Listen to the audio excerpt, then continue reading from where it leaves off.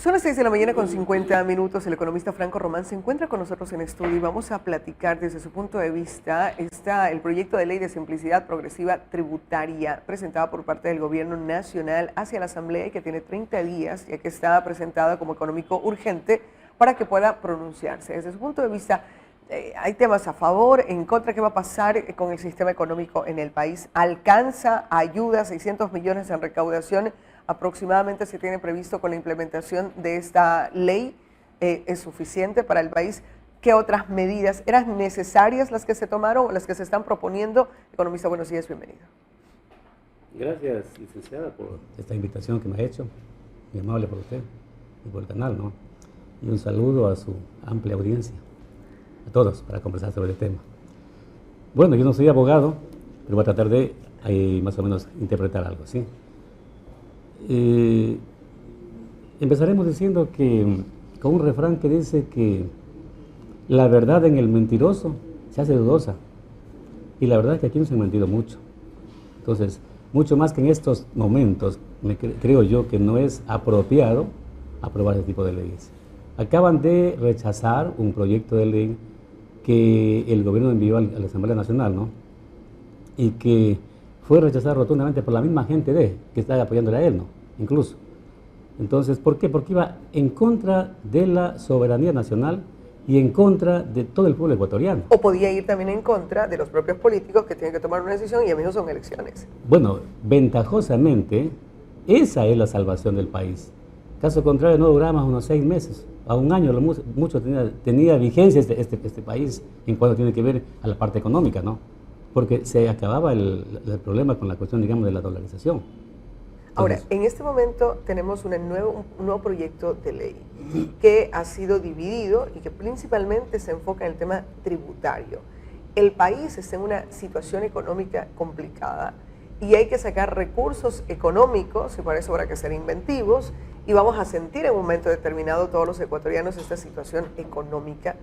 Y esta propuesta es de recolectar 600 millones de dólares aproximadamente. ¿Qué tanto nos afecta? Bueno, el problema no es 600 millones. Según lo que hemos revisado brevemente, el presupuesto del Estado está por encima de los 36.000 millones. Y apenas vemos que recaudamos alrededor de 30.000 millones. Son cerca de 6.000 millones el hueco más o menos, ¿no? La brecha que tenemos. Y con 600.000 millones nos darían 5.400 millones.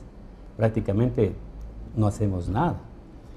Eso significa que está en mente del gobierno otro tipo de ingresos. Tiene que buscar, sí, de donde sea, porque hay ese hueco. Y el endeudamiento no es la mejor alternativa. Okay. Porque se supone que el endeudamiento es para inversión, no para gasto.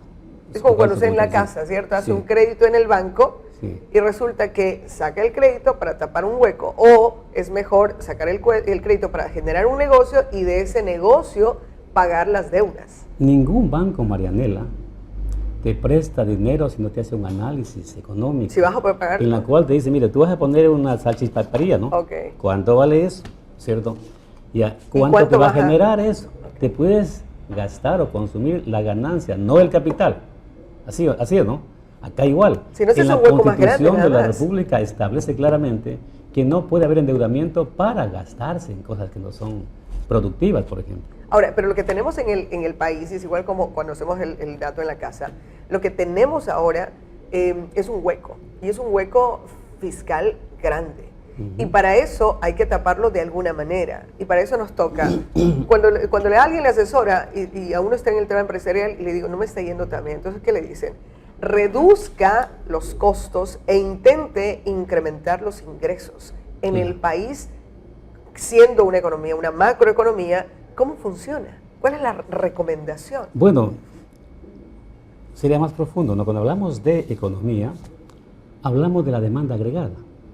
La demanda agregada se compone por el consumo, o sea, por la cantidad de consumidores, ¿sí?, más las inversiones que hacen los empresarios, okay, más el gasto público que hace el gobierno y más el comercio exterior, o sea, exportaciones e importaciones, ¿no?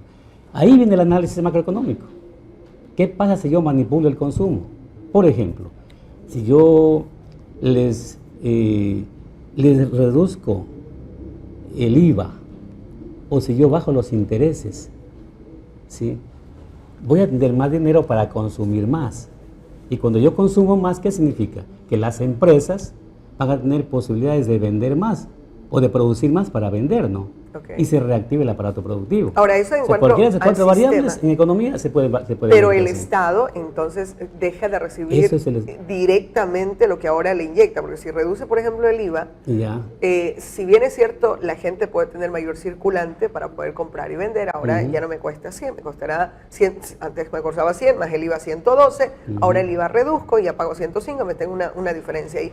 Pero el Estado deja de percibir ese valor que le está inyectando directamente. Entonces es complicado ahí soltar, ¿no? Probablemente sea por ese motivo, porque se reduzca un poco, pero en cambio también puede recaudar más por lo que están produciendo más, ¿no? Es decir, O sea, por el otro lado están circulando más e impuesto a la renta, claro. Posiblemente por ese impuesto y movimiento económico también me genere. Es por ese motivo, por ejemplo, que en los Estados Unidos y en los países desarrollados, los impuestos no son generados simplemente por los impuestos, como te digo, aquí tenía unos datitos, por los impuestos que tienen que ver con el IVA, sino más bien con los impuestos directos. Ahí cada estado tiene sus propios impuestos. Claro, ¿no? vea, los impuestos directos afectan a la propiedad, ¿no? A las casas, a las haciendas, a las fábricas. ¿Y quién son dueños de las fábricas? Son los ricos, ¿no es cierto? Entonces a ellos va encaminado, ¿no? Y los pobres, o la gente que común y corriente, pues pagamos los impuestos indirectos, que es el IVA. Pero aquí nuestro presidente se ha ensañado a que toda la descarga sea en favor de los pobres, ¿no? Ahora, pagamos el IVA, todos pagamos el IVA, ¿no? Y cuando tienen el discurso ese, los que más tienen que pagar, y entonces proponen un impuesto sobre el $1.000.000, quien está generando actividad sobre el millón, entonces cae bien y se entiende, parece lógico entender que... sí. Pero al presidente hay que entenderle en doble sentido, ¿no? En el Ecuador y en cualquier parte del mundo, los impuestos son progresivos o regresivos, ¿sí? Como son progresivos, quiere decir que el que más gana, más paga. Okay. Sí, y es lógico, ¿no? Pero en cambio, cuando hablamos de regresividad, el que más tiene, menos paga. Si tú haces mayor inversión, pues te incentivan para que pagues menos, para que hagas más inversión, ¿no? Okay.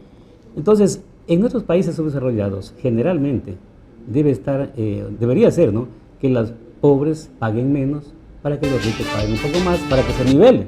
Imagínate que en el Ecuador y en toda América Latina, la mayor hay un desequilibrio total en que una brecha tan grande entre pobres y ricos, lo que quiero decir así.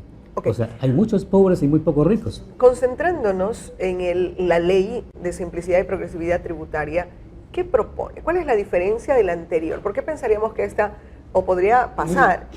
Han tenido acercamiento y se escucha voces en la Asamblea, uno ya va viendo más o menos el comportamiento y vamos teniendo bloques en los que dicen, sí, podemos analizarlo, es decir, ya están más blandos a qué podría pasar. ¿Qué propone esta nueva ley? Bueno, lo que yo estoy viendo, una de ellas, por ejemplo, es que habla sobre las plataformas virtuales que también le van a grabar, ¿no? Para que cuando hablamos de plataformas virtuales, ¿qué nomás estamos hablando? Uber, Facebook, ¿ya? Todo Instagram, usted maneja mejor esas cosas, ¿no? Todas esas plataformas, ¿no es cierto? Ya. Pero ¿quién no utiliza eso? En este momento creo que los 17 millones, obviamente ya tienen 3 años, ya tienen su Pero celular. Las plataformas vinculadas a quien le da servicio, no vinculados a quien no te cobra nada. Por ejemplo, Facebook no cuesta nada. Pero te transfieren. Pero si es que yo quiero comprar un servicio adicional, es decir, si yo quiero que se haga publicidad y quiero ponerle $20, ya no van a ser los $20 solitos. Más el 12%. Ya tiene que ser más el 12%. Y esas empresas tienen que tributar en el Ecuador. Claro. Pero ¿qué tanto te termina afectando a la economía individual del ciudadano? Porque, por otro lado, el sector, por ejemplo, del taxismo se veía preocupado, decía, tengo empresas como Uber que entran a competencia y ni siquiera tributan en el país y ese recurso se están llevando a otros países. Así es. O sea, en realidad parece que tenemos un gobierno totalmente enemigo nuestro, ¿no? Y lo dijo al inicio, ¿no? Sí. Porque hay más apoyo a la gente de afuera que la de aquí adentro, ¿no? Okay. No hay protección para el taxista, no hay protección para los productores en el país, hay protección para los de afuera, ¿no? Entonces, en ese sentido, creo que nos va a afectar rotundamente la ley, ¿sí? Por otra parte, se habla de la eliminación o la reducción de la tasa del impuesto a la salida de capitales. Okay. ¿Sí? Eso significa pues que va a haber una fuga de capitales, pero como te imaginas, eso tiende a quebrar el país. ¿Por qué tiende a quebrar el país? Porque sencillamente al salir la plata de acá, nos quedaríamos sin dólares. El dólar no son nuestros, tenemos que comprarlos en el exterior o tenemos que vender más para traer dólares. Y sería interesante desde su punto de vista blindar la más bien habría que frontera. subir. Mira, Okay. aquí tenemos por ejemplo el caso, digamos, de los impuestos. ¿Sí?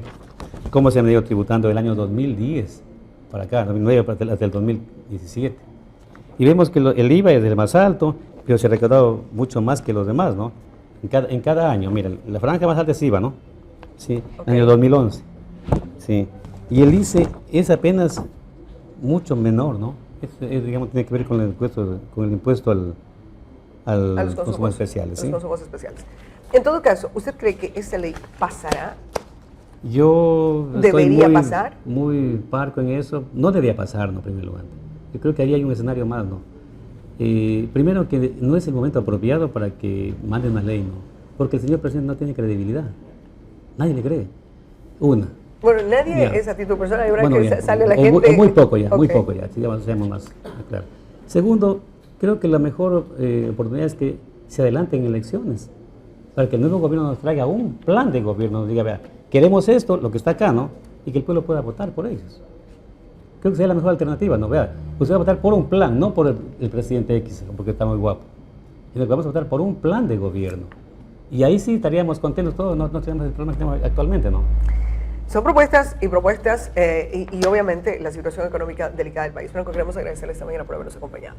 A ti, María. El congresista Franco Román, a propósito de esta ley orgánica de simplicidad y progresividad tributaria. Hacemos una pausa para comerciales, de vuelta tenemos más información, quédese con nosotros.